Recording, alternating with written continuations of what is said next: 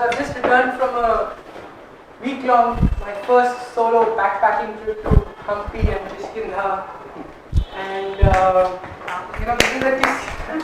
this is the Kishkindha Ramayana, and this was the kingdom of Bali.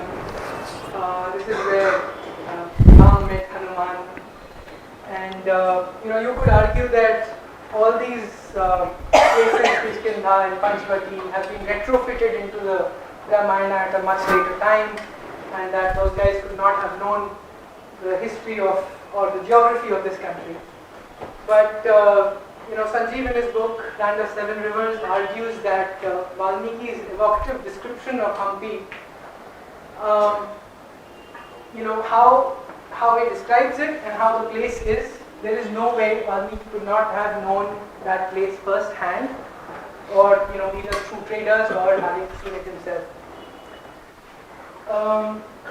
Further, there is a sloth bear sanctuary just 30 kilometers from Hampi, and you might recall Jamvan, Hanuman's sloth bear friend. So there are too many sort of coincidences, if you like, for this story to be retrofitted or made up and all of this, right?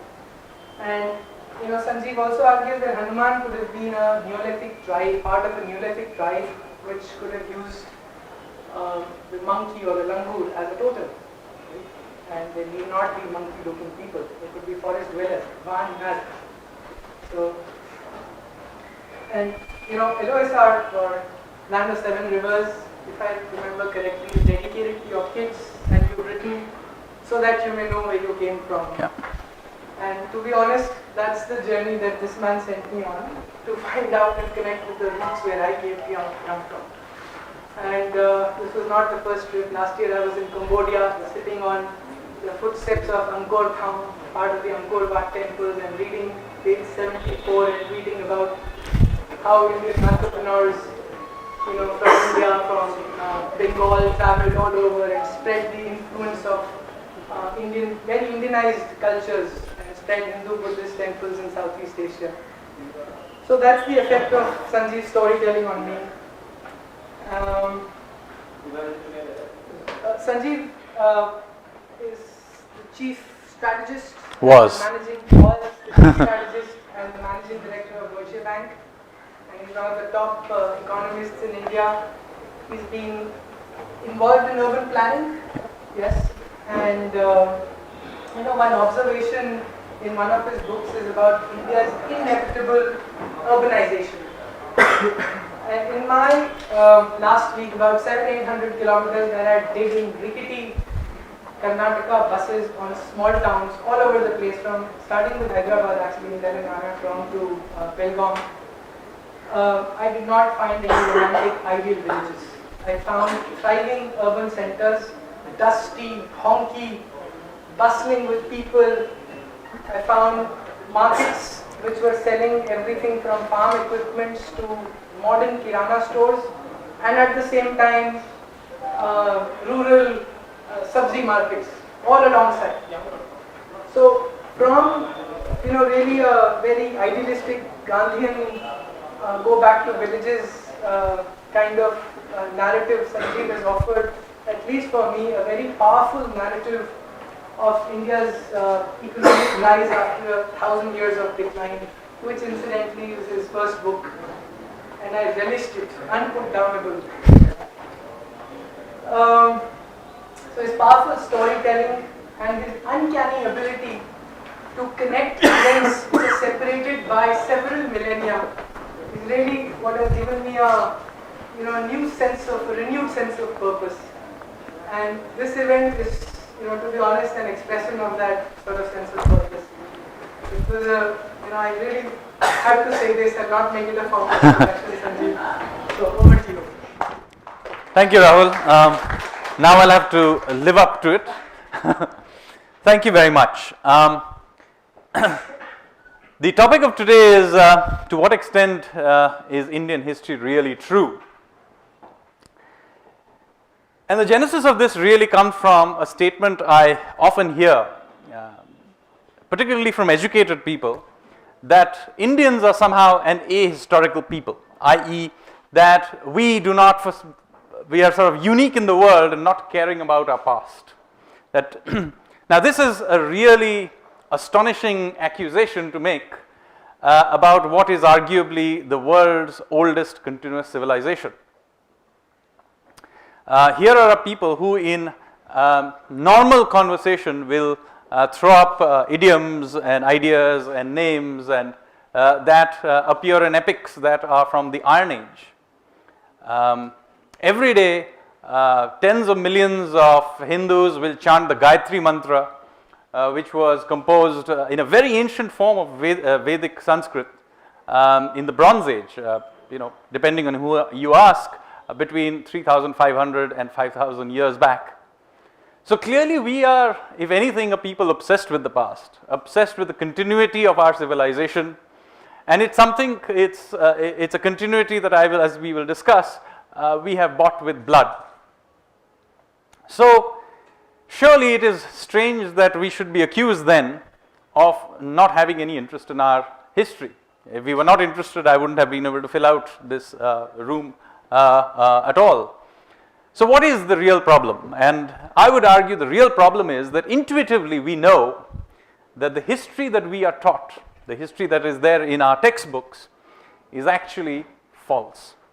And because we know intuitively that it is false, we tend not to have too much respect for it.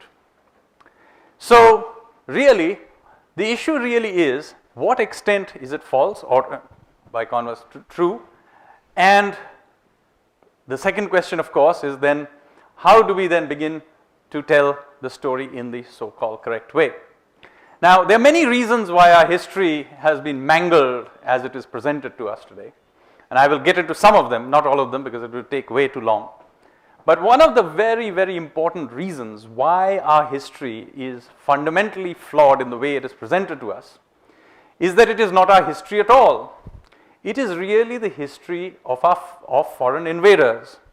It is the history of the invaders writing the history of their invasions. And therefore, when you read Indian history, it is a long litany of battles that the Indians lost. So, think back to your history books that you have read or had to study at university or college or school, and it's about the 3 battles of Panipat.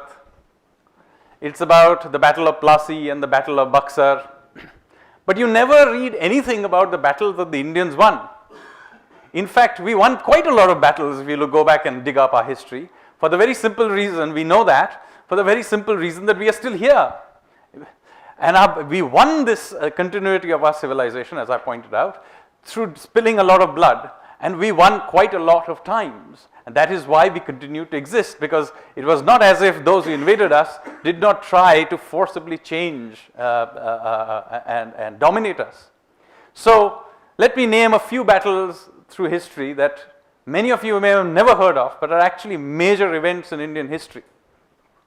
Now you've all heard of Mahmud Ghazni and how he invaded India 17 times over 25 years. Now, if you read an Indian history book, you will get the impression that Mahmud Ghazni came, he invaded 17 times, a few years passed, and then Muhammad Ghori came in, he defeated Prithviraj Chauhan, and then the gates of India opened and we were conquered in one shot. In fact, nothing of that sort happened. There is a gap of 1.5 centuries between Mahmud Ghazni and Muhammad Ghori. Why is there a 150-year gap between the two? And the reason for that is that in 1033 AD, a very large Turkish army charged down from Afghanistan across the plains, across into the Gangetic plains, and was met by a much smaller army led by a bunch of local chieftains from that area near what is now Faizabad, Ayodhya area. And they fought a big battle. And the Indian side was led by a chieftain called Suheldev or Sukhdev Pasi. And in that battle, the Turks were completely destroyed. They were destroyed and decimated to such an extent that they did not dare come back in for another 150 years. This army was led by Mahmud Ghazni's nephew, who was killed in that battle. There's still a mazar to him in Bahraich, This is the Battle of Bahraich in 1033 AD. Now, no Indian textbook will tell you about this. The only people who remember about this are the caste from which Suhaildev Pasi came from, the Pasis themselves. But other than that, pretty much nobody else remembers this. But this is not the only example. If you don't happen to be Assamese, you are probably entirely ignorant about the fact that the Mughal Empire at its height was defeated by the Assamese in a place very close to Guwahati called Saraighat by a Ahom general called Lasit Borphukon. He is one of the great generals of Indian history. He managed somehow to coax the Mughals, who were basically cavalry and artillery guys, to fight a battle on the Brahmaputra, where obviously the Assamese had a huge advantage because they were locals. And he essentially sank the entire Mughal fleet on the Brahmaputra. It was a completely devastating defeat. The first really big defeat that the Mughals had faced in India since Humayun came back to rule Delhi. And it was absolutely devastating. After that, essentially the Mughal Empire began to fall apart. And you have, of course, the Marathas, the Bundelas and others who took over the Mughal Empire very, very quickly thereafter. Again, as I said, you probably, unless you are Assamese, have never heard of this Battle of Saraighat or of Lasit Borphukon. In fact, many of you may not even have heard of Bajirao till this movie Bajirao Mastani came through. And yet, he is one of the great generals of Indian history. The British did not conquer India from the Mughals, as our history books will give you, suggest to you. They actually conquered it from the Marathas, who for 75 years ruled over at least 2/3 of India. In fact, Baji Rao's son, Raghunath Rao, I think his name was, ruled over an empire that was larger than that of Akbar. And yet, he is simply not there in any of our history books. And then, of course, if you don't happen to be from Kerala, you've probably never heard of Martanda Varma. Now, Martanda Varma is an extremely interesting character. He was the ruler of what was then a very, very small kingdom called Travancore or Venad, which is he extended it, but when he came to power, it was essentially a principality smaller than what is now Delhi state. And he decided to take on what was then the biggest empire in the world, which was, oddly enough, forgotten now, the Dutch Empire. The Dutch were the most powerful maritime power in the early 18th century. They had already taken over what is now Indonesia, they had taken over Sri Lanka, and now they were attempting to take over India when they were confronted by this very tiny kingdom, the ruler called Martanda Varma, who defeated them in a battle in a place called Kolachal, which is just northwest of Kanyakumari. And if he hadn't defeated him, it's very likely that I would have been giving you this talk in Dutch. So, these are just a few of the very important characters in Indian history who are simply edited out of our history. Now, why is it the case? It is the case because, very simply, the foreign rulers who ruled over India for the last 800 years or so wrote history from their perspective, which is only naturally to be expected. They wrote history, but they consequently wrote about, one, they edited out the bits where they were being defeated, so consequently those bits were underplayed, but they also layered and layered upon it their own ideas and thoughts and so on. And the depth to which this has now percolated even into our own consciousness is quite amazing. Now, it is not unusual for a conqueror, particularly a conquering culture, not just a conquering individual, but a conquering culture, to promote everything that came before them as the age of darkness or the age of Jahalia. It is very, very common. And so, this is a phenomena that we should be too surprised about. And this happened by conquerors in many, many parts of the world. So, for example, when the British or the Europeans colonized Africa, one of the common stated storylines that they promoted was that before they turned up, there was essentially no culture, civilization, or anything in anywhere in Africa. Now, there was some inconvenient evidence that kept popping up. One of this evidence against their storyline was the ruins of an ancient city called Great Zimbabwe, after which the country was later named. Now, this is a fairly extensive area with a stone city that, the remains of which were found, they were known about from at least the 16th century, but certainly by the 18th century, people were well aware of this. And because it was very inconvenient to the story that everything pre-colonial was the age of darkness, the story was built up that this city was built by somebody from outside, perhaps from the Eastern Mediterranean, essentially white-skinned people who came and built these cities and provided civilization to the locals.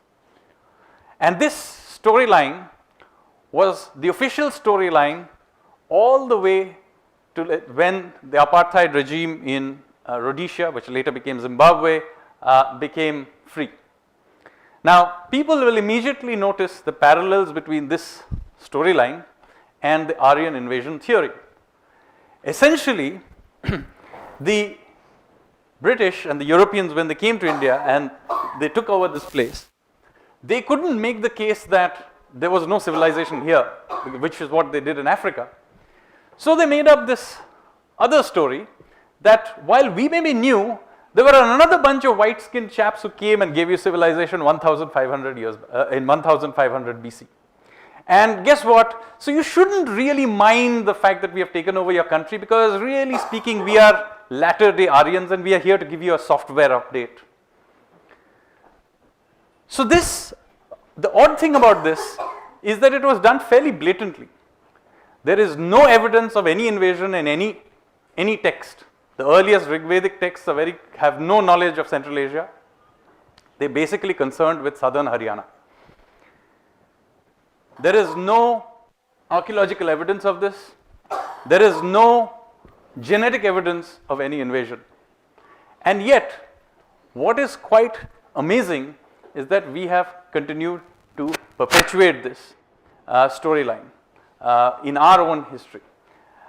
Now, before I go any further, one thing I do want to clarify is that I am not making the case here that everything good in Indian civilization is somehow indigenous. It's not. We have been enormously enriched by all kinds of things brought from outside, by traders and migrants who came peacefully, and even by invaders who came in. I mean, the Portuguese may have done all kinds of bad things under the Inquisition, but frankly, Indian food would be entirely unrecognizable without tomato, chilies, and other things that the Portuguese brought. And the British may have done all kinds of bad things like the Bengal famine of 1943 and various other famines and invasion and massacres. But the fact is, I'm giving a talk to you in English. Many of you will go back home and watch cricket and so on. So the point is, it is also true that while these invasions happened, our civilization is a result of many of the influences that came from outside. So I am not making a case here, let me clear, to make a case that somehow, there's some pure indigenous culture that we must try and revive. That is not at all my intention. It is also not my intention that Indian history needs to be told from a purely the perspective of a Hindu India or even the Dharmic India. Because the fact is that we have many interactions. A large part of our civilization has been enriched by people who belong to faiths and ideas and cultures that have come from outside. But what I am making a case is that when we do talk about this multitudinous and very plural culture, we talk about it still from the perspective of the Indians, not the perspective of the invader. And let me explain how this would be. Let's take Islam, for example. Not many people realize that the second oldest mosque in the world is in India. It's the Cheruman Mosque in Kerala. It's about an hour-and-a-half drive north of Kochi. This mosque was built by Arab traders who had been trading with India from 500-600 years earlier. So they were already very conversant with coming to India. And the very earliest Muslims, many of whom would have personally known the Prophet, came and built this mosque. This mosque was built while Muhammad was still in Medina. He had not yet conquered Mecca. Just think about it. This is how old that mosque is. Within that same area, with a short walk, are some very, very old Jewish synagogues. And in fact, Cochin even today has a shrinking but still existing Jewish community, which is the oldest continuous Jewish community in the world. Again, in the generally the same area, there are Syrian Christians who, depending on whether you believe St. Thomas came to India or not, it is quite certain whether you that this community is very, very old, which came here in at least by the 2nd century BC. So even if St. Thomas, that story is not true, they were certainly there from a very, very early stage. Many of their liturgy is written in Syriac, which is very close to the language in which Jesus Christ himself would have preached himself. So these are some of the oldest texts of Christianity. And now with the destruction of the Christian community in Iraq and Syria, I think one can make the fair case that they are now also the oldest continuous Christian community in the world. Now, this is just one state of Kerala. And even in fact, within that, this is just a few districts where this is true. So, the point I'm making is, they are also a part of our civilization, but yet our history books don't talk about them. They are much more interested in Alauddin Khilji and Babur and Ghazni. Because, as I pointed out to you, this is not about our history, it is about the history imposed on us from above.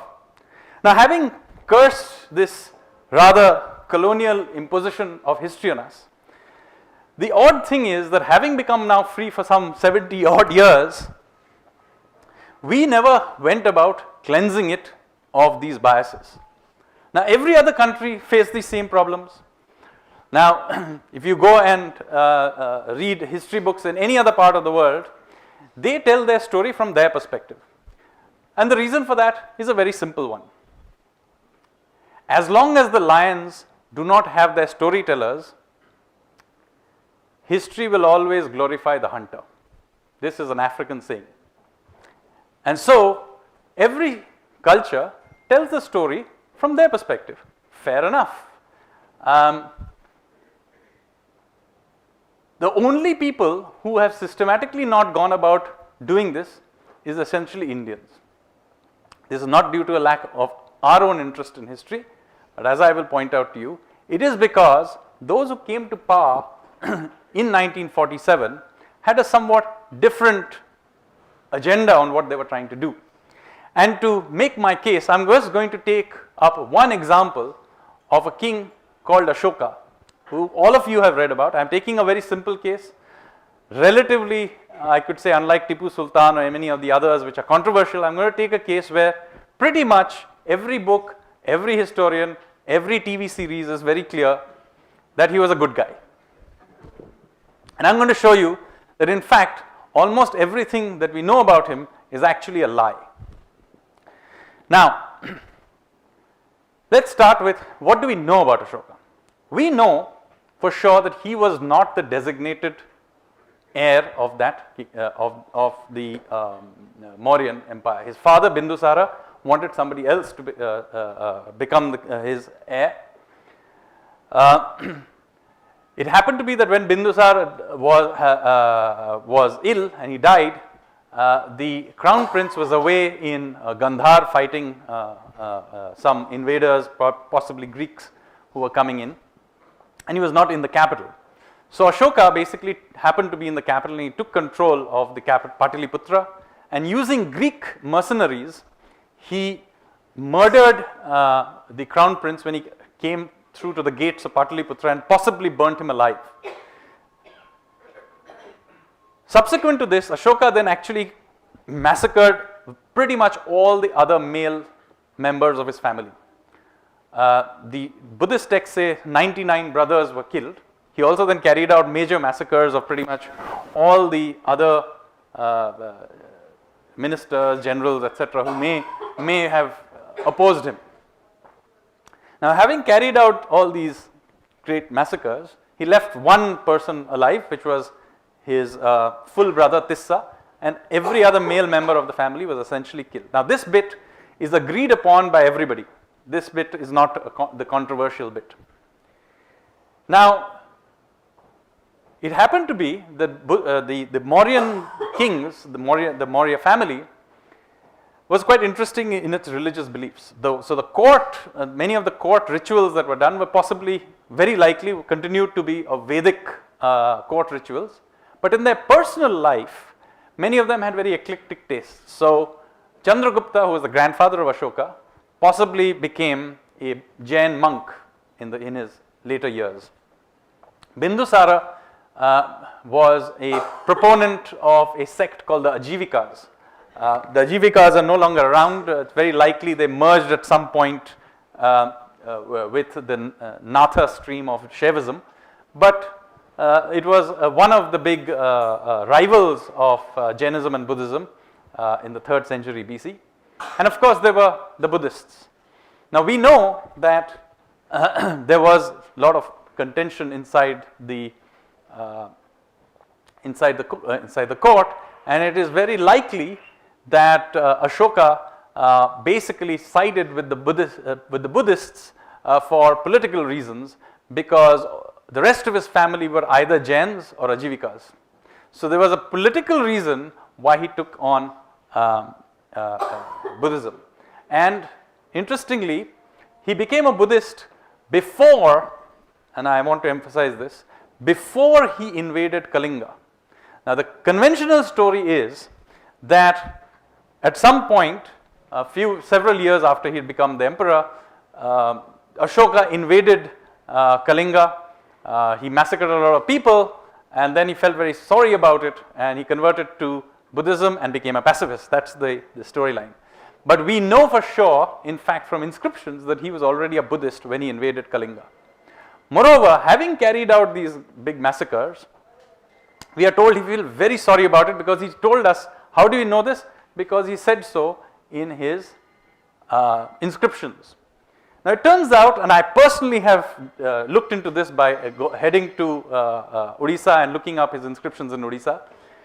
It is very interesting. None of his inscriptions in Odisha make any apology for his invasion. Now, surely, if you were interested in apologizing to anybody and you were feeling so sad about his treatment of the Kalingans, the one bunch of people to whom he should be apologizing should be the Odia.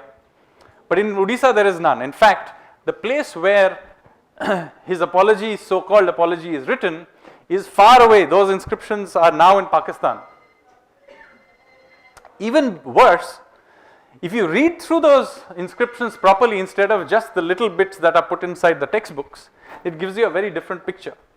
In the very same inscription where Ashoka apologizes, I feel regret for having killed so many Kalingans. In the very same inscription, the very next paragraph makes the following statement. However, you forest tribes, do not think just because I am feeling some regret having killed all these Kalingans, do not think that I will not treat you in exactly the same way if you do not behave yourself.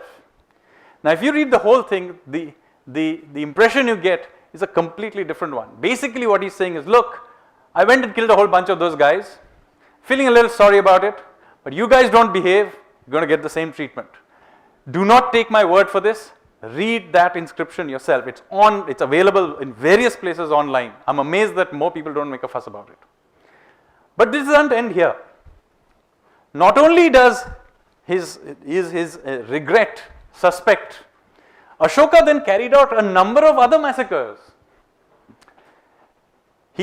There is at least 2 massacres that are clearly mentioned in a book called Ashoka Vadana, which is a Sri Lankan Buddhist text, which is widely used by the historians to write the history of Ashoka. There is one case in which he killed 18,000 Ajivikas in Bengal. And there is another case which is quite scary is in a modern context, is that there was a Jain who created a drawing of Buddha where he basically showed either Buddha or a Buddhist bowing to a Jain Tirthankara. So his family was essentially locked up inside the house, including his whole family, kids and everybody, and set on fire. And then Ashoka said that he would provide a gold coin for every Jain person's head that could be brought to him. And this carried on till eventually the fanaticism went to such an extent that somebody mistook his last remaining brother, Tissa, and chopped off his head and brought his head. And that is when the madness stopped. Now, whenever I point this out to mainstream historians, they said, oh, this is not really true because, this was perhaps inserted into the story a couple of hundred years later by fanatical Sri Lankan Buddhists. So I said, that's entirely possible, but should you be thinking about this, should you not be also taking the same skepticism and applying it to the rest of the text that extols Ashoka for being such a great king? And in fact, the storyline that I have just laid out in front of you is based on exactly the same inscriptions and exactly the same texts that are used by mainstream historians, all of which incidentally are available online. Do not take my word for it. You can search this up all online. Now, of course, given the length of time and that has passed, it is entirely possible that my story is also just as weak as the one that is being taught in the mainstream, and I accept it.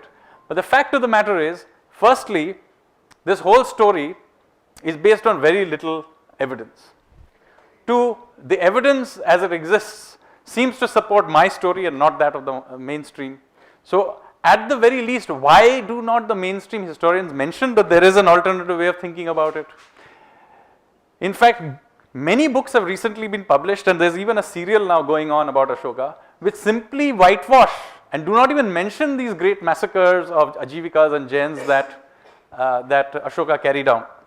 But there is even greater evidence of why Ashoka was not such a great chap.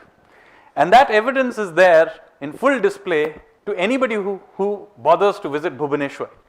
Just outside Bhubaneswar, there is a cave and a hill and a cave called Hathi Gumfa, where there is a inscription by a person called king called Kharavela.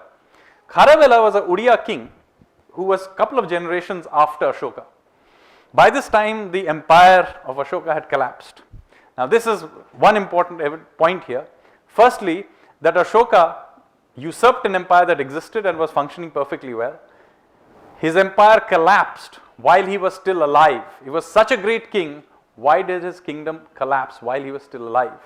And 2 generations later, Kalinga was actually free. And more interestingly is what Kharavela then says in his inscription. Kharavela says that I went to Pataliputra and I brought back the Jain idols that were taken away from us. I have then made the king of Pataliputra bend to me. What is he saying? He is saying, I have destroyed the Mauryan Empire. He doesn't have to say that these were the chaps who came and invaded us. And then he places this inscription in a very interesting place. He places them in Hathi Gumfa. Now, if you go on a clear day, and which doesn't have to happen the smog of Bhubaneswar, and you look across from Hathi Gumfa, across Bhubaneswar onto the other side, there is another hill. It's called Dhauli Hill. What does Dhauli Hill have? It has Ashoka's inscription. So what is Kharavela saying? That you, Ashoka, you came here, you carried out this massacre. We remember. I went to Pataliputra and destroyed your empire. I brought back the Jain idols.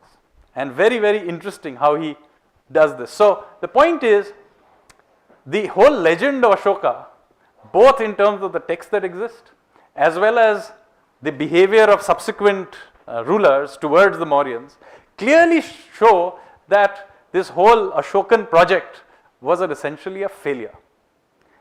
If anything, it was the first large-scale act of religious genocide ever carried out in Indian history. And and thankfully, this would not be too common for a long time. Of course, in medieval times we would have this, but at least in ancient times it would be an exception to Indian history. Now, I then began to dig into why on earth did we end up with this great story about Ashoka. It turns out that in the Indian tradition, Ashoka is not considered a great king. In fact, he was almost everything but forgotten in the Indian tradition, which is surely the best punishment that is possible to a king who wanted to perpetuate his myth. And he was rediscovered by the British in the 19th century by virtue of having figured out the Brahmi inscriptions that were left behind by Ashoka, because many people couldn't read it. So when they began to read those inscriptions, they suddenly discovered that there was this king somewhere out there.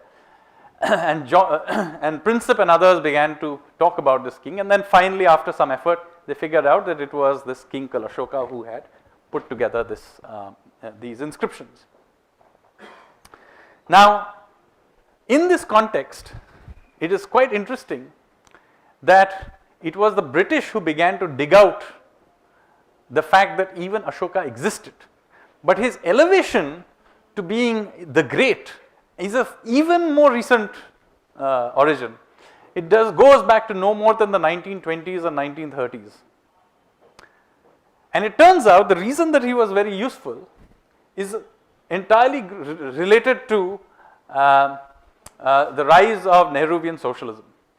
You see, when you were in the 1920s and especially in the 1930s, it became pretty clear that in not too much time, India would become a free country.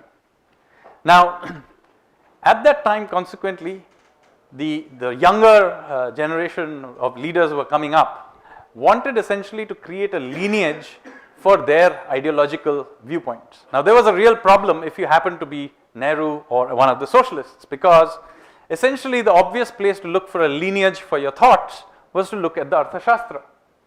Now, the Arthashastra is entirely inconvenient to anybody trying to promote socialism, because essentially, and by the way, those of you who think he was Machiavelli of India also haven't read the Arthashastra. Arthashastra has got nothing to do with Machiavelli at all. It is a text very well written about how to run an empire once you have created it. And it was created by a guy who actually created one of the world's greatest empires. So, unlike Machiavelli, who was a small-time political advisor, Chanakya was a guy who set up a serious empire. It is also not about spies and other things. Yes, there are some sections about internal security where spies and foreign policy and all that is there. But it also talks about municipal laws, it talks about taxation, it talks about all kinds of other issues that are related to how to run a kingdom. But the principles on which it is based is essentially what I would call a strong but limited state. What do I mean by a strong but limited state? So the Chanakyan state was essentially a state which concerned itself with the following activities: defense, internal security, infrastructure and municipal order, coinage, taxation, and some very broad big picture things. It was quite clearly not a welfarist state. In fact, there are many instances where Chanakya clearly goes out there and says that the state should not interfere in the lives of people, and one of them is very clear. It is a discussion on prohibition, where basically Chanakya makes the case that this is ridiculous, that others are talking about interfering in people's lives and enforcing a prohibition. So as long as people are not are enjoying themselves and not interfering with public order, we should never have prohibition. He actually says this. So it was very clearly about having a strong state. So in those areas where the state is paramount, Chanakya had no sense of humor. But he was also very clear that beyond those limited areas where the state was paramount, the state should not expand itself. So it was clearly not about interfering in people's lives. It's clearly not a welfarist state. Yes, the areas of intervention, yes, if there is a natural calamity, the state should intervene. But that is not welfarism in any meaningful sense. It's emergency rescue work. Now, when Nehru and the socialists found this as an inconvenient fact, they began to look through Indian history and look for somebody who fitted their worldview. And that is when they came across Ashoka's nice inscriptions. And in those inscriptions, Ashoka continuously talks about how to interfere with people's lives. In fact, he creates an entire cadre of people called the Dharma Mahamantas, what we today would call the religious police.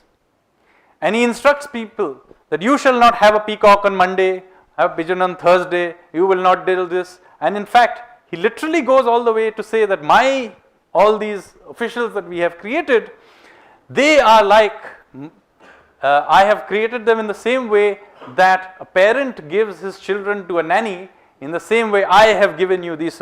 He literally talks about a nanny state. So it is, of course, if you happen to be a Fabian socialist, think it's a wonderful idea. So you dig out this character, dust him off from history, quietly hide all the massacres he did, and then you present him Ashoka the Great. And essentially, this is the history of Ashoka. It's a completely fabricated story, pulled out of basically from oblivion by the British, who had other reasons to doing it. But having brought him out, it was really the Nehruvian socialists who then pushed him up to becoming this great king, because it essentially suited their story, and then they of course whitewashed everything around him. Now, I've spoken for quite some time right now, but the point I've been trying to make so far is that a very large part of our history that we read is actually bunkum. It's actually almost, even a interested enthusiast like me spends a little bit of time digging up stuff, will very quickly find that it is mostly nonsense. Now, this of course means that our history needs to be written.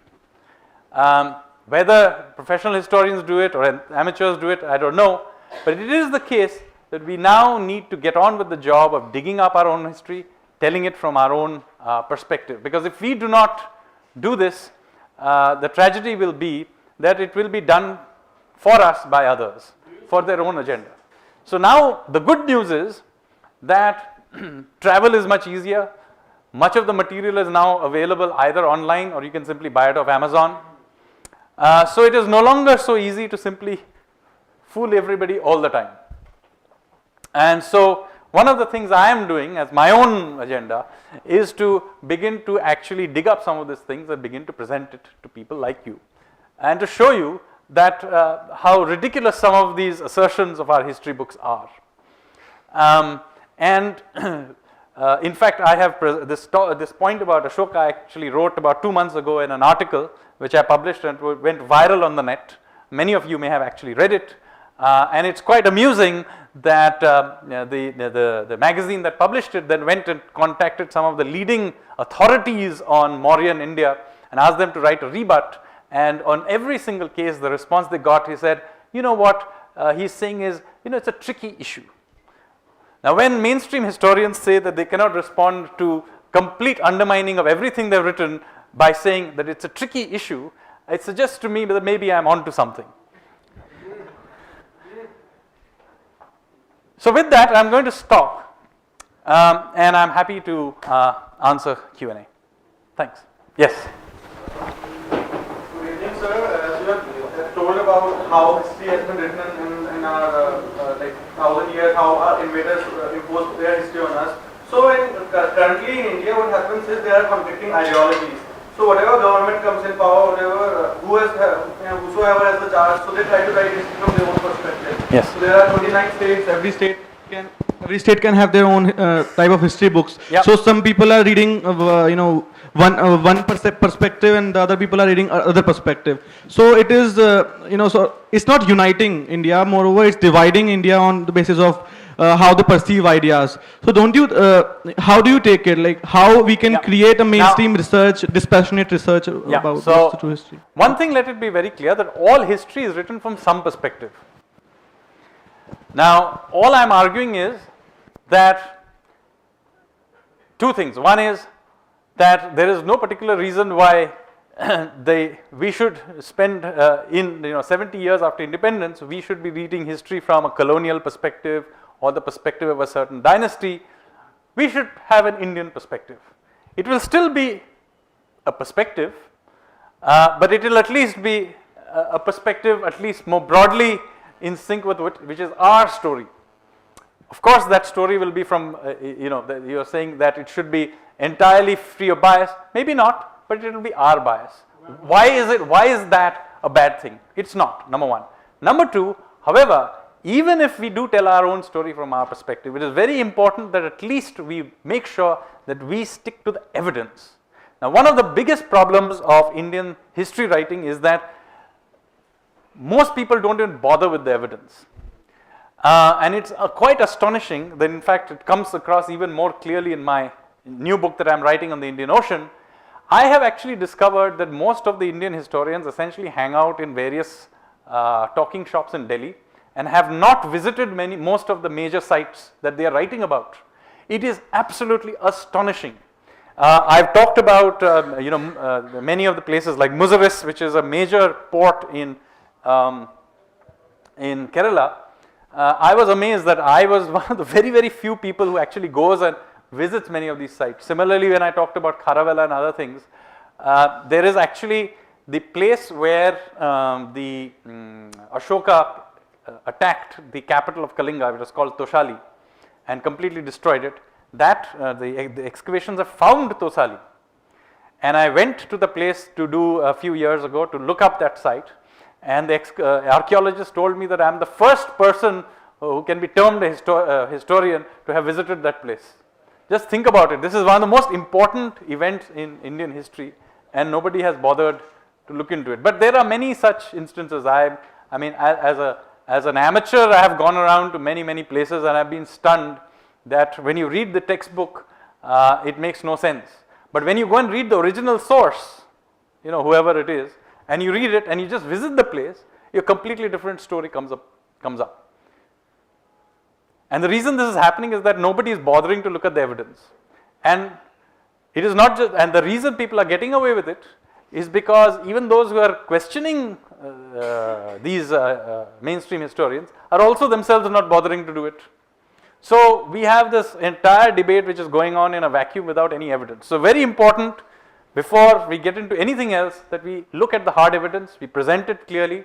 It is okay to have a perspective, it's okay to have your own interpretation. But the facts must be placed as they are. And that is, I think, very important. But as I mentioned, sure, any perspective will have a certain bias, so what? But it will be our bias. So I had a few questions. Yes. The first I want to ask you is to define what textbooks you're talking about, because I am a history student.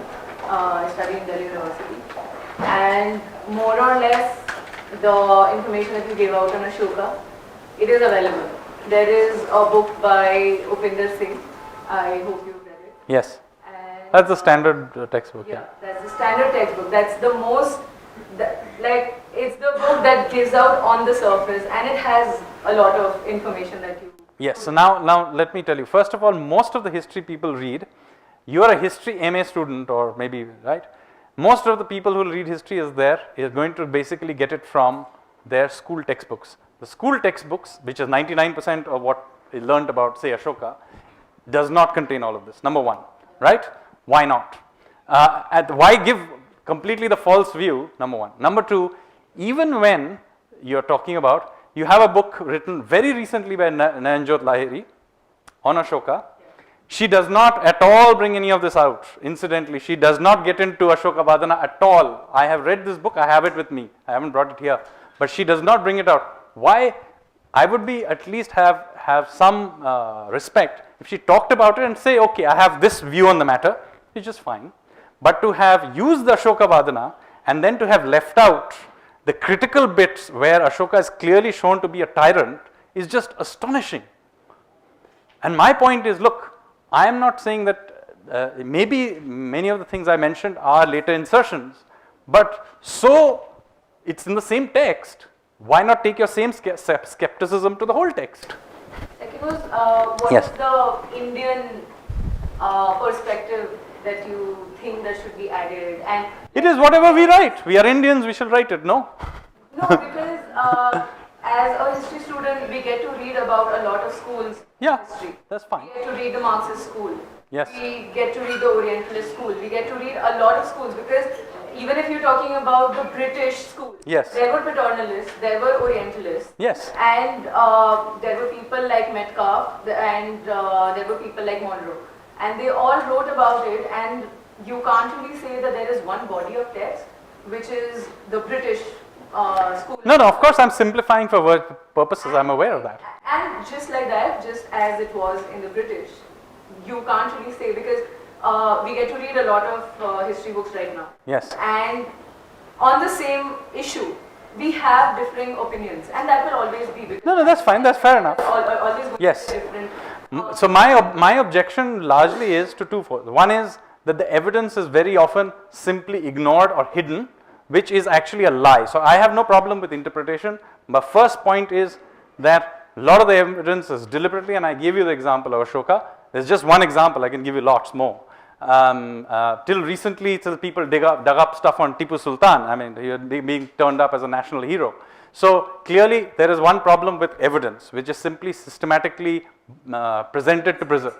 Yeah, archaeology, texts, whatever it is. Yeah, so it can be text also, whatever it is. Whatever the evidence is, it can be genetics also. Whatever the evidence is, the hard evidence has to be presented. If you're an honest historian, you should present then you can interpret what you want. So the first problem is simply that there's a great amount of dishonesty in not presenting the evidence. The second point of the matter is, yes, there are different schools of thought even within the Marxists and so on. But you see, what has happened and systematically happened, and you will appreciate this, that a few schools of thought have definitely heavily dominated the discussion. You cannot deny that, number one. Number two, there are many layers of things that are embedded into our history which we simply accept without really getting discussions about. Much of it is simple. Yeah, we do not, and I just gave you the example. Our interaction with Islam is always presented as great invasion. Why not about trade? Why is there not greater discussion of Indian influence on Southeast Asia, but in fact also huge amount of Southeast Asian influence on India? There is a lot of evidence of this. I live in Southeast Asia, there's evidence everywhere, but no history book talks about it. What level of history books are we talking about? The first point I made was about school level textbooks, which I said essentially do not even get into this, right? They basically given. School level physics textbooks similarly don't get into. No, maybe they don't. No, maybe they don't, but they do not start off by saying, we will now talk about the sun going around the earth, and then we will move on to the earth going around the sun. Right? So they do not have actual lies embedded there. They may not tell you the full extent of the facts, but they do not have embedded lies there. The point I'm making about the Indian textbooks are that the school textbooks have embedded lies in them. Yes. One of the reasons cited by these eminent historians is that if they are being presented a truth, there will be some unrest socially and politically. That is the reason they have, and I have actually heard this in one of the history congress last year. This might create some kind of unrest in public in general. No, why not just present the facts? What is the problem with presenting the facts? They are the facts. Otherwise, let's say that's not a history. It is basically some. So the point I'm making is interpretation is one thing. At least let's start with being honest about the facts. Especially with the Arab invasion. No, of course there was an invasion. It's basically clearly obvious. Now you're never going to have. You see, in every country, before you have peace, you have, even for example, you take other multicultural societies like South Africa, which happened very recently. Went through apartheid and became non-apartheid. They had something called the Truth and Reconciliation Committee, and they went through a whole process of truth telling. Everybody after the end of it say, this is what happened. Let's be frank, this is what happened. So unless you are at least honest about your own past, then why are we even bothering with it? Then let us not complain that Indians are not interested in the history, because at the end of it we know Even if we do not know it, I cannot articulate it, the average person knows that this is a lie. And consequently, they don't care about it.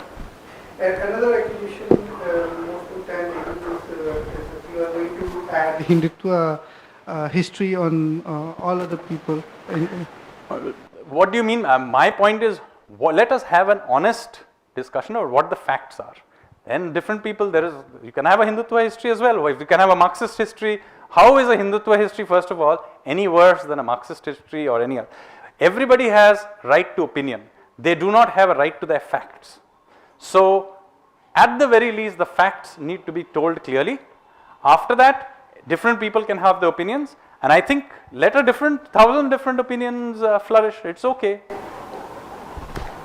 Personally, from what I've seen, usually, it's not a question on the facts that creates these differences.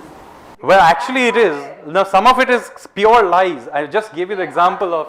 There was, Babur came to India in 1526, he conquered India and he became whatever he became. And the Mughals became whatever they became. Why did he do that? It has been presented in various manners. No, but he's very clearly, this is the point I'm making, why he did it. Let's take why he did it. In the Babarnama, he clearly tells us why he did it. He says that I invaded India because it's a horrible place, but it has plenty of gold. Why there should be a debate about this matter? Why shouldn't there be a debate? Why? Because the man himself is telling us why he did it. Abul Fazl writes this on behalf of Akbar. Is it not on behalf? Babur is writing on behalf of himself. Yeah, sure. Abul Fazl writes it only after Akbar signs it off. But Akbar only tells us that all the nice things that he's done for the empire. Of course he does. This is Badauni. Badauni tells us about what he didn't do good, right? Okay. And then we take both of them together and we make our own analysis. So fine. So some places there are separate facts. Some places there are separate facts. So Babur can tell about himself. Okay, I came because of this, and we believe him only because he's saying the I have a right counter argument. Just yesterday, there is a radio show. There's a radio show which talks about. It's called, but I was driving around going cycling with my son, and the show said it was on Babur and Humayun, and it was an invasion of Humayun on Ibrahim Lodi. Am I correct? Yeah. Babur on Ibrahim. Ibrahim Lodi. Okay. So, and Babur says, "हम इन विदेशियों को खदेड़ देंगे दिल्ली से." And I was like, okay, then what does Babur? Do you think Babur said that? That is the radio show. That's why I'm telling you what has now percolated through to popular culture. Partly because the fact that you think that this is a matter of debate. It is not a matter of debate why Babur invaded India. It is totally not, because there is no other evidence of any other reason he came to India. If there was another bunch of facts and this was this bunch of facts, we can have a debate. But on Babur, as I pointed out to you, why should there be a debate? There is only one bunch of facts told to us from the best possible source, which is the man himself, who wrote that book himself, and he tells us why he did it. Why is this? If this is not a fact, then nothing else is a fact. Yes. You talked about Ashoka. So when you're talking about Ashoka, all the inscriptions he wrote, those inscriptions were written by him or dictated by him, right? And there also, as you pointed out, that the people who wanted to propagate what Ashoka did only picked up those part of the inscriptions which were meaningful to them. Yes. They edited out large parts of it. Right. So on the same day, why has nobody talked about Baburnama? Yeah, of course, it's his point of view. Yeah, because it did not make sense to talk about them as per their own agenda. Yeah. So as per my agenda, I want to highlight what good things that Ashoka did. So I pick up those part of Ashoka's inscriptions. Yes. But as per my agenda, it does not So make this is sense the to exactly. talk about So, Babur. so this is the point I'm making. It is okay to have any opinion, but you have no right to your own facts. Correct. You have right to your own opinion only, but you cannot change the facts. So the first point and most important point I want to make is that at least let us be honest about the facts as best we know it. Secondly, yes, you can have interpretations. Let us be clear that everything in the textbook is an interpretation, and there are different interpretations. Let all those interpretations be put in there. So when, for example, there is a discussion these days about revision of textbooks, and people will say that, it will be used as a excuse to introduce right-wing lies into the text. Now my view would be that is no excuse for leaving left-wing and colonial lies in the text, right? So my view is the only way you can deal with this problem is the following way. First of all, clearly state what are your sources and what are the facts. Okay? Once you have stated what the clear facts are, then you say that these above facts can be interpreted to tell this story, this story, this story. At least give some. Now this will have two interesting impacts. One is it will be more honest, first of all. Secondly, our history books will become vastly more interesting, because rather than it becoming about a series of random dates, it will be about the exploring of our past. So I think that is a point I made in some time ago in a Mint article, where I basically said, let's put the facts down as best we know them, and let there be different opinions. Let there be also a right-wing view. ठीक है, and you tell people ये इसका opinion है, इसका opinion है. So what is actually happening is, because the facts are not being brought out, so today if I say that Babur said this in his Baburnama, that is not projected as a fact. Yes. If I say this, it is projected as a right-wing lie. Yes, so that is where my objection lies. Exactly. Yes, sorry. Abhinav, here you stand up and. You see, India has been a culture which has very strong oral tradition. Yes. Especially when we come down to the subaltern history. Yes. This history has never been studied. Yes. It has been dismissed as a myth making or something. Up until now, in the last 10 years, we see lots of people are studying history from the left, but they are saying this is an attempt at Sanskritization. The example of Raja Suheldev is being dismissed as an attempt at Sanskritization, but at the same time they say they go and write the book, the Warrior Saint. The Shahid Amin wrote a book of Warrior Saint on the Sayyid Salar Masood. So how do you think that we can deal with oral history in India? So I think oral histories are really important. As I said, because we were ruled, much of the mainstream history is the history of foreign invaders, written by foreign invaders. So to the extent that our own history exists at all is actually in these oral histories. And in fact, this Raja Suheldev story, actually I know most about it from you. And how did you know about it? Because this is the oral history of the Parsis, right? So I think there's a great case for writing it. I am just sad that not enough people are taking this seriously enough. And to the extent that I know this history, Very seriously, but they are going about undermining. Yes. Either as a myth making in the Ambedkarite mode or as a Sanskritization. Yeah, so the point of the matter is there's no point in arguing against it. You have to provide the alternative, what you think is the, first of all put down what the facts of the story as best known are, and then try and provide your interpretation of it. They can interpret their way, another interpretation of it, that's fine. Let a million interpretations exist. Is the Indian history too hung up on Delhi and Mughal emperors? Yes, they are, because you see, because the control of Delhi is where it's again it is again a lot to do with the history of who controls. So basically it was the history of those who controlled the Delhi Sultanate, and that is the perspective in which it was hidden.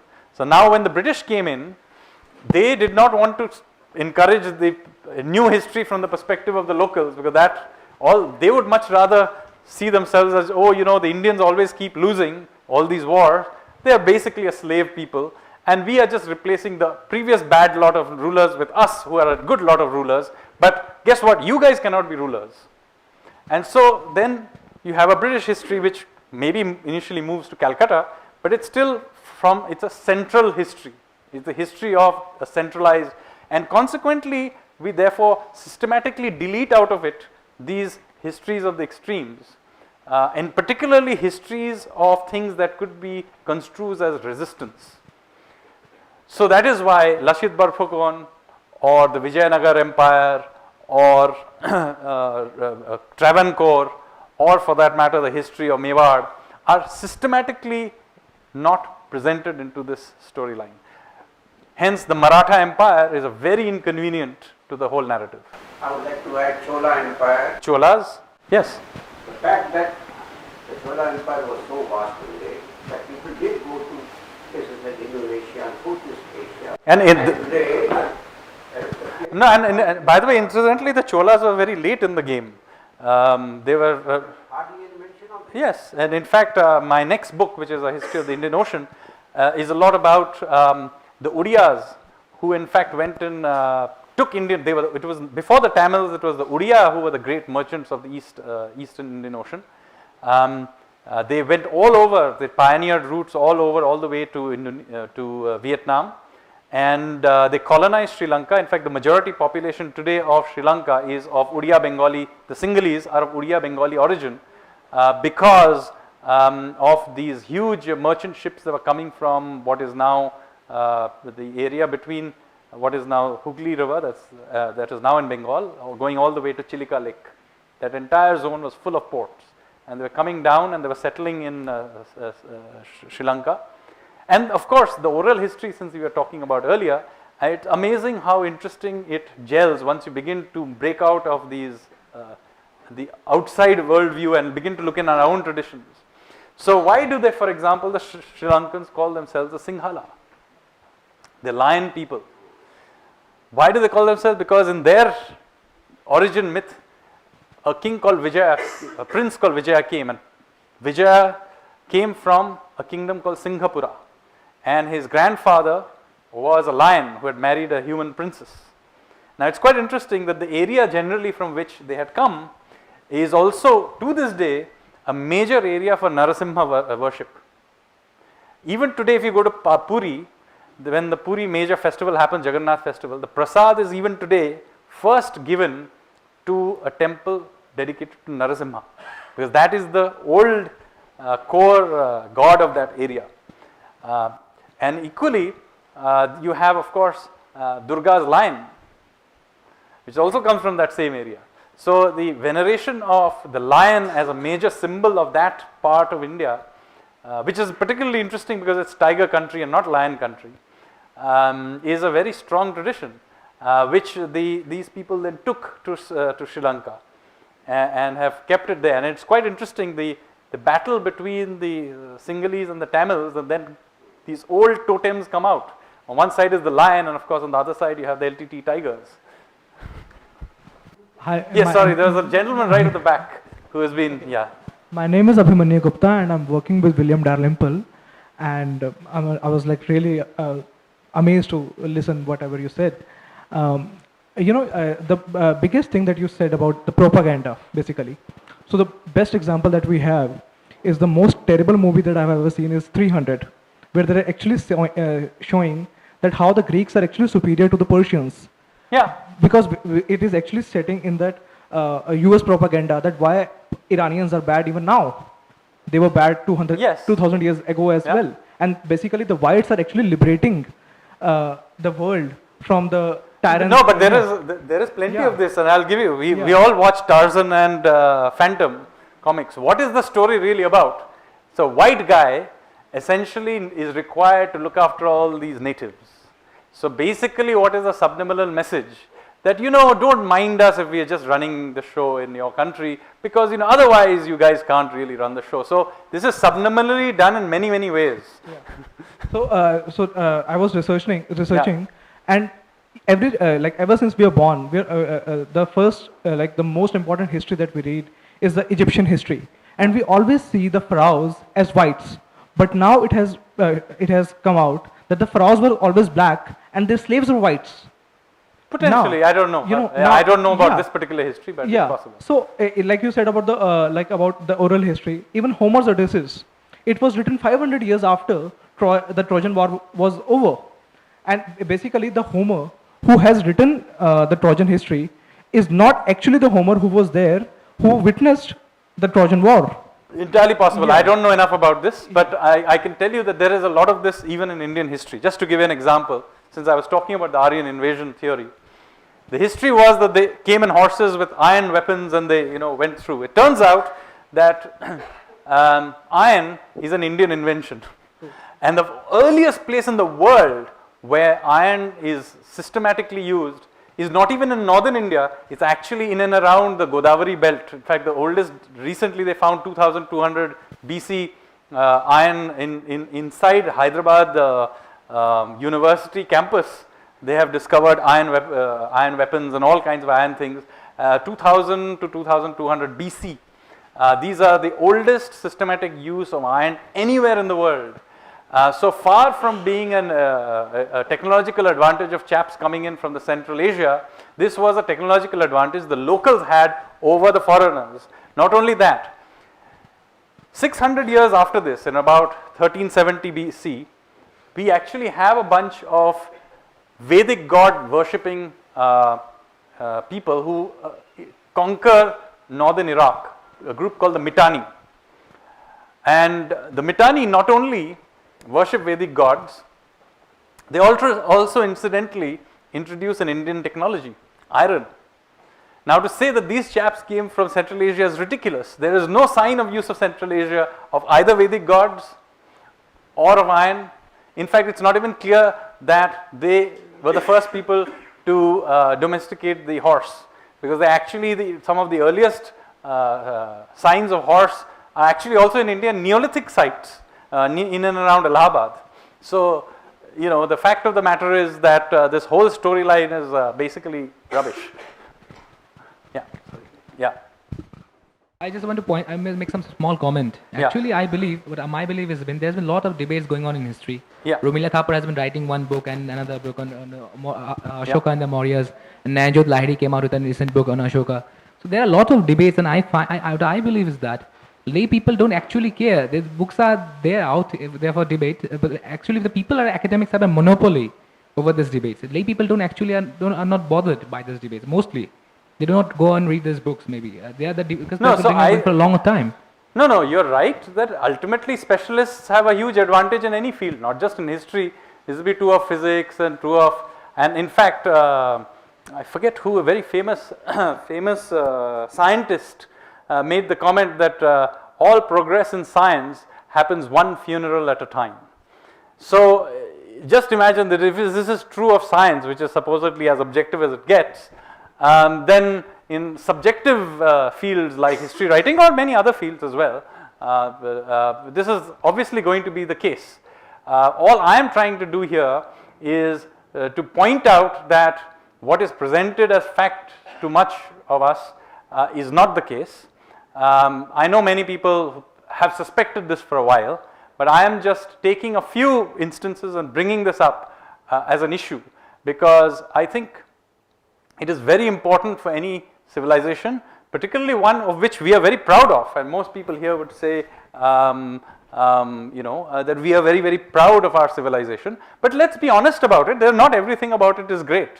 I chose particularly Ashoka because it would get away from daily debates on religious identity and all that, which are of today. Ashoka is relatively more distant to it, and that's why I specifically chose Ashoka, because then I can, relative to other characters of human history, I can show you that even in this case, you can see how much of it is fudged. Now, I'm not saying that this is therefore, we should not read history. I think it is important to recognize its nature. After all, forget about events that happened 2,400 years ago. Even events that happened in last week are furiously debated in columns every day in the newspapers. So it's not that surprising that we have different views on what happened so long ago. So I am not therefore very squeamish about there being different interpretations. It's the nature of human beings. World would be a boring place if we all agreed on everything. So that is not what I am squeamish about. What I am squeamish about is two things. One is a blatant misuse of evidence. I think the evidence has to be clear, continuously updated. It's not a static evidence as well. We are continuously doing archaeology, finding new texts, doing genetics, so climate science, which I can tell you will completely change many of the ways we think about the coastline of India that we see today is actually a relatively recent phenomena. This coastline is alive, it's continuously changing.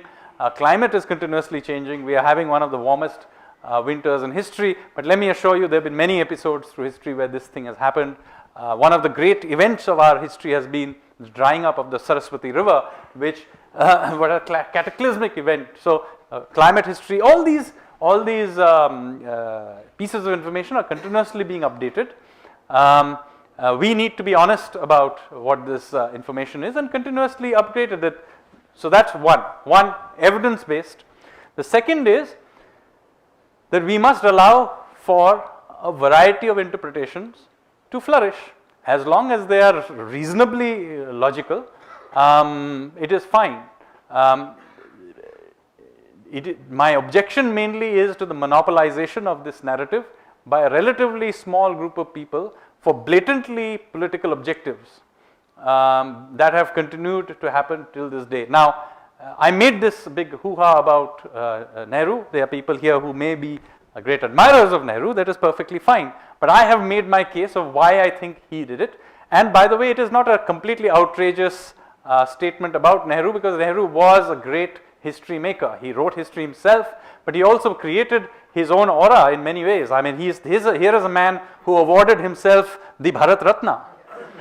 Here is a man who, while he was Prime Minister, instituted his own birthday as Children's Day.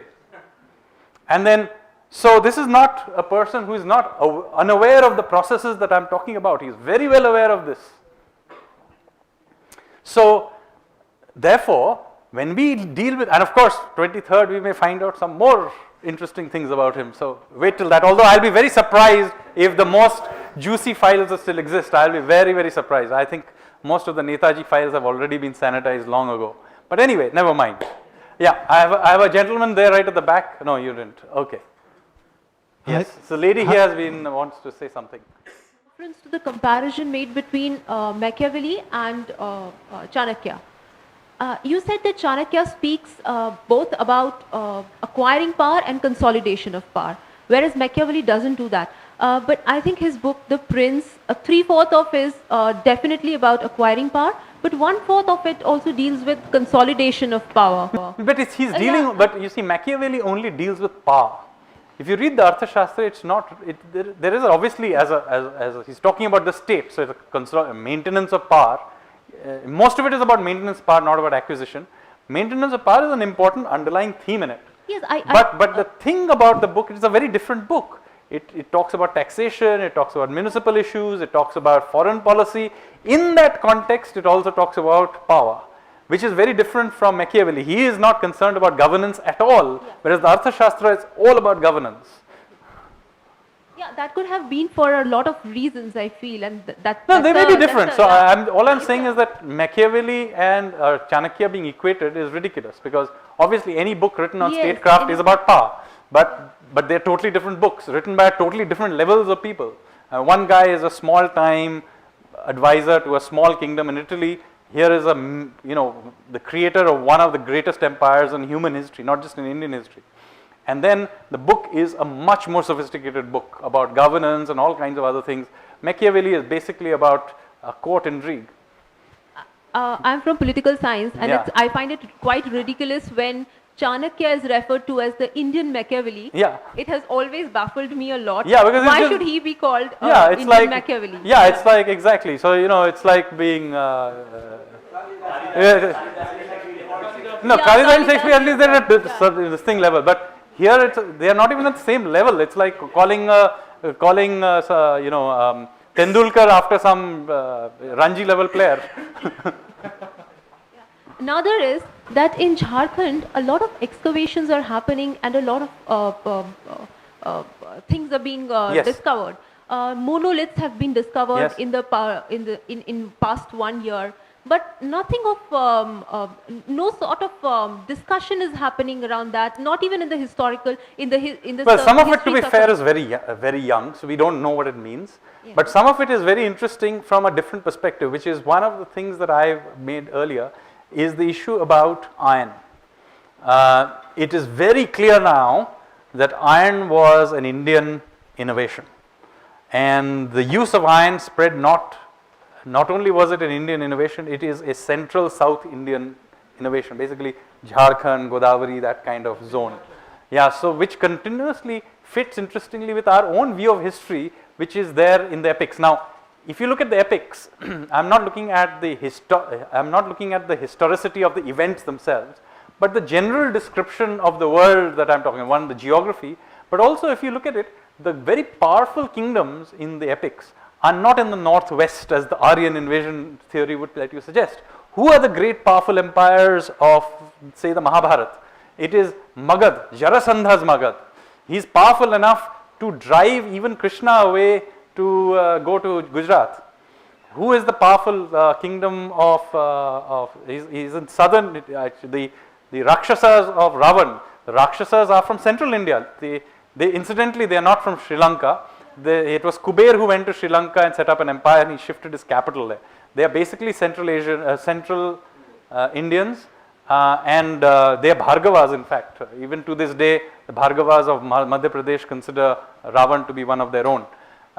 So they are Brahmins from Central India. So this is, it turns out to be a major area of activity, and it turns out that they had, their iron was clearly something that was heavily used in this part of the world, and it fits in with our own view of history. So even if the storyline is make-believe, it is, you know, even people who are writing epics are usually placing it in the context of their times. So the places they are talking about are real. Even today, modern fiction writers write about real places, and very often, consequently, through those writings, you can tell what the social context was. For example, it's quite clear that, you know, northeast India had a matrilineal system, even in ancient times. Those who have read about Ulupi or Chitrangada and so on. So many of these things are the social contexts can be discerned from the texts.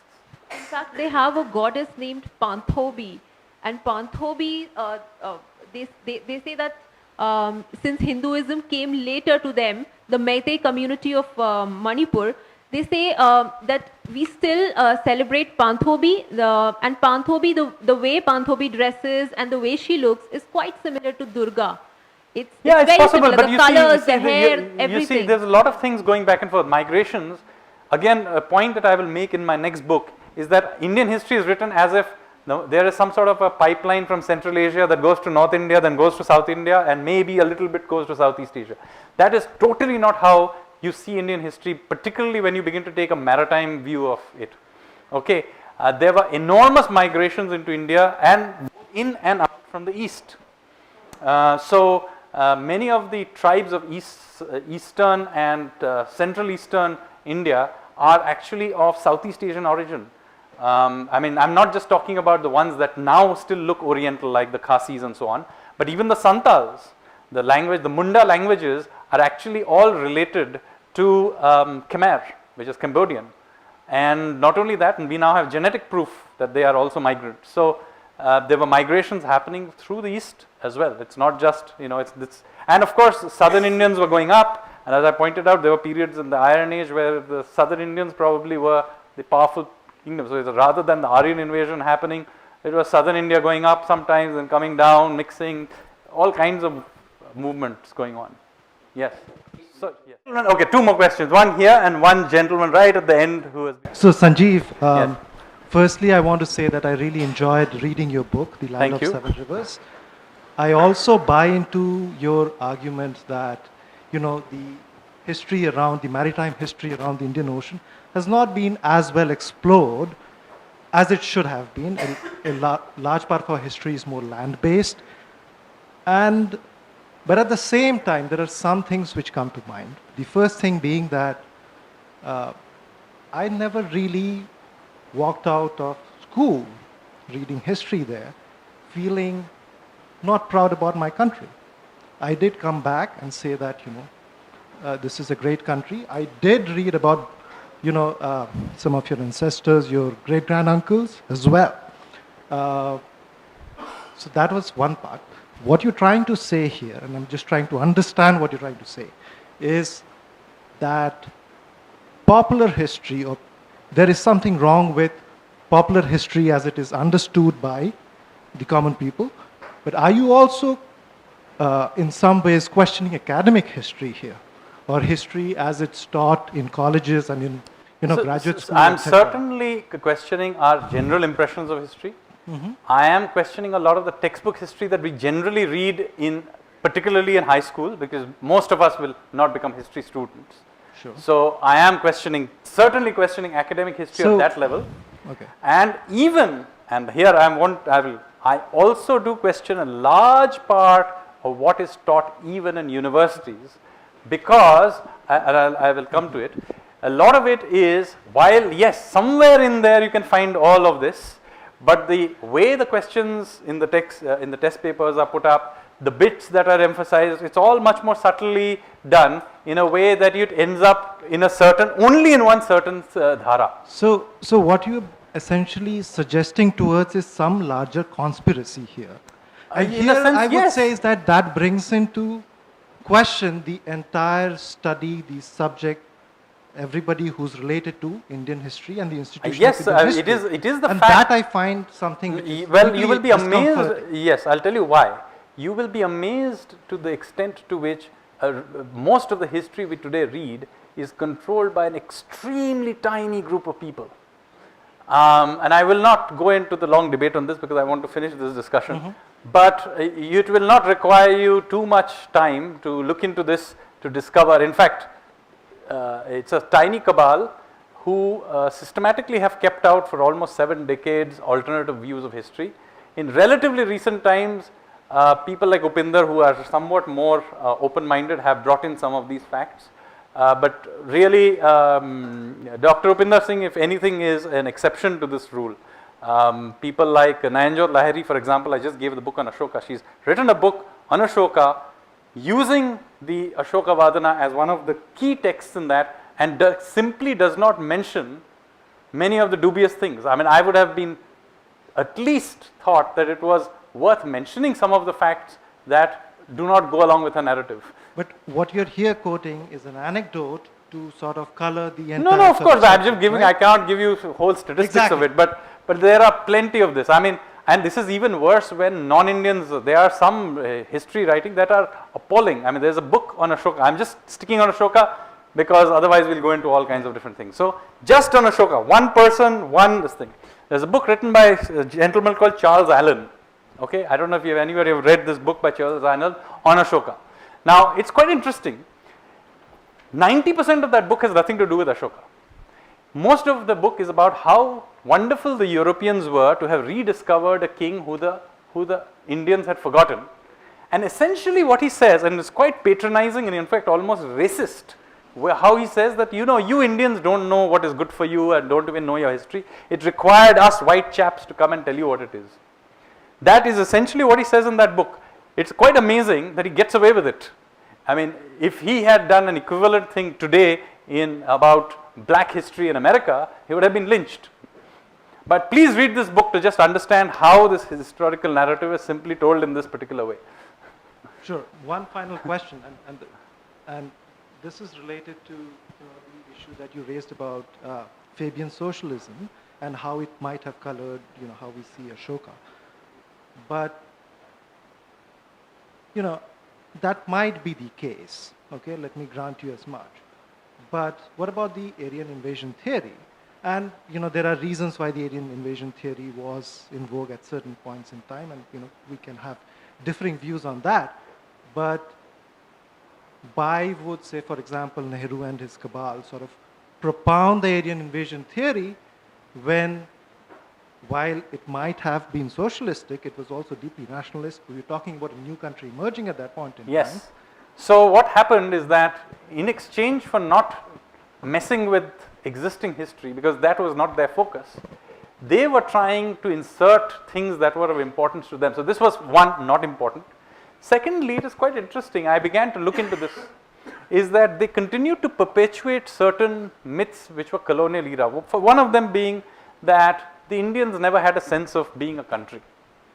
Okay, now I have actually, Land of Seven Rivers brought this out very clearly. Indians for a very long time had a sense of being a civilizational nation. Maybe not quite a political nation, but a civilizational nation. We have had I'll just finish, let me finish this. Had a sense of this. Incidentally, this is true of many other countries, it's not unique to India. The Chinese have for a very long time had a sense of being a civilization. The Greeks fought with each other all the time, but they had a very clear sense of being a civilizational nation. And every time the Persians turned up, they united. So the fact is that we have also similarly had a sense of being a civilizational nation for a long time. Yet, this is actually systematically downplayed in our textbooks till very recently. And not only that, as a corollary to it, the idea that Hinduism, for example, is not a religion. Now, why get into this? Because it again serves a purpose. After all, if a nation has existed for thousands of years, you cannot have a father of the nation, particularly not one in 20th century. You cannot have the Chacha of the nation. You see, so it has got a lot to do with the politics of it by simply perpetuating a previous thing, because it continues to serve a certain purpose. No, but there's a perfect example of what you say. Sorry to butt in, but how we choose also which white voice we want to hear. We want to hear Wendy Doniger, but we don't want to hear Diana Eck, who's the head of the... Or Will Duran. Or Will Duran. But even, I mean, Diana Eck is still living, practicing, and heads the Divinity Department of Theology at Howard, whose wonderful book, India, Sacred Geography, talks about how, and she uses the example of Simon Sharma there, on how through the footsteps of pilgrims, the boundaries of India and the borders of India, the landscape borders of India are perfectly depicted for thousands of years. But that's not, you will never hear anybody celebrating Diana Eck at all in India. But you will celebrate Wendy Doniger. And I'm only saying, I'm not saying Wendy Doniger is good or bad. I'm saying, and I'm actually adding to what Sanjeev is saying and absolutely agreeing with him, that that's a political choice. On which voice you want to hear is basically a political choice. And that choices, I have no problems, or I don't think Sanjeev has a problem with anybody making their political choice, as long as we know that there are options. You see, the state power and patronage has been used for a certain way. I'm just pointing out that there are other ways of thinking about the world. I think we need to really, in this, there's a lady who has been really raising, I'll then come to you. Okay, can we take both questions and I'll answer them and then we'll stop. Hi. Okay, I would like to first say that I've been a history student in Delhi University nearly 30 years back. I am glad we had professors who told us what history you are learning is crap. Excellent. Okay? And we were told the correct history is this, but please write these answers to get marks. Excellent. I am so happy. Since then, waiting for people like you to appear and to challenge the history that we are reading. My daughter is a history student today, and she does not like Indian history. The way it is taught, the way what we are learning. She wants it to be, she prefers German, she prefers, the Greek history, the Roman history, the Egyptian history, because they are actually rooted in their culture and they tell the history the way it was by those people. So if I tell her today she's missed something, she's going to howl because she would have loved to be here and attend this session, because hopefully she will become a history student in the future. Hopefully also a history writer, because we need somebody to write those new histories. And yes, and she is interested in writing, so I really would have liked her to be here, but we will follow up on this because Rahul is a Mossa. Okay, so I have a gentleman there. I just wanted to ask one thing. Yeah. I'm saying you are doing amazing work and I really applaud it from the core of my heart. I want to know what are the challenges you are facing here, because I'm sure you are. I'll tell you the challenge. The main challenge I face is the fact that I do this for entertainment. I am an economist by profession. I also design cities, and I have 2 or 3 other things I do. This I happen to do on the side, and I don't have time. I fund everything I do, so I don't have the challenges others have, which is if you're an academic, you need grants and all that. I fund everything. No, I'm talking in terms No, I'll explain what my problem. No, so I have no problem with. No, it makes no difference. You see, what I have done is I bypassed them. I write popular history. Yeah. I sell many more books than all of them combined, and so it makes no difference to me at all. My problem is simply writing enough of it. Right. I don't need grants. I don't need anything. I simply don't have time to write the stuff I know. I'm writing a book which will come out in August. I've already written another one which will come out, but that's not history, that's something else, that's fiction. And I also am doing other professions. So my real problem is I need an army of young people like your daughter to take up some of these subjects. I can give them really interesting stuff, tell them where to find the material. I simply do not have mind space to write. I'll get it to you. Yeah, that's what I need. That's my main 99% of my problem. Yeah. I'm an engineer by profession. So you did a good task of this, telling us that there has been exclusions in history. Some events has been excluded from this academics. And simultaneously you told that in the 1947, what we adopted was not an Indian perspective, that was some socialist perspective. My first question is why socialism cannot be an Indian perspective first? Can be. But you mentioned that was no, but my Indian objection my objection is to it being an exclusive view. After all, there are not all Indians are socialist, not all Indians believe in Nehru. So my problem essentially is the systematic use of state control and state patronage to essentially perpetuate a certain line of history that suited a certain political class. I am not saying that history books should now be changed and everything should now have the Sangh perspective of history or whatever it is. I am saying that be honest about the facts, and those facts incidentally keep evolving because we find out more things about it, and to tell people that given these facts, this is very likely, these are the 2 or 3 things that possibly happened. 1, it will make history a lot more interesting. 2, it will be a lot more honest. And I certainly do not think it should be allowed that you have a tiny cabal of people, propped up by state patronage, who can then tell us what to think about our past. So are you saying that state patronage will stop in the future? At the very least, you need to have variety. Don't give patronage to like 3 people who happen to be, and many of those cases. You are creating some more space to some other. Let there be other different views. Let 1,000 flowers bloom. One more thing you said that we are not able to get knowledge about the Mewads and correct history of Mewad. But still I feel proud of Mewad kingdom. No, but I can assure you it's not because of your textbooks. It may be more likely because of Amar Chitra Katha. No, I haven't read anything about Mewad other than my textbook. But still I feel proud of Mewad. Yes, so therefore, the point I'm making is we have had to be, we have to have I feel proud of Indian history also. Why so? Because as I said, this other alternative histories have somehow survived because of other alternative ways. But the state was not trying very hard to push us in one direction. But okay, one more thing. There are many people in the Ladosra, in the South Delhi region, who will tell anywhere who will go that this Qutub Minar was built by Prithviraj Chauhan.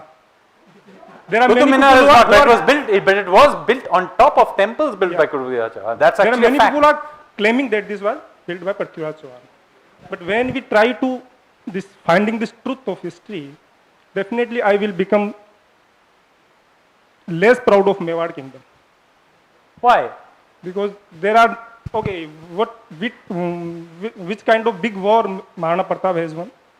Why? Maharana Pratap was not famous for being a construction guy. No, he is famous for his valor and bravery. Yes, so it doesn't matter if he didn't build some temples, some tall towers. It was built by Qutubuddin Aibak. I don't think even the Marxists think he was a good chap. And you told us a different thing that 90% of history we are reading is incorrect.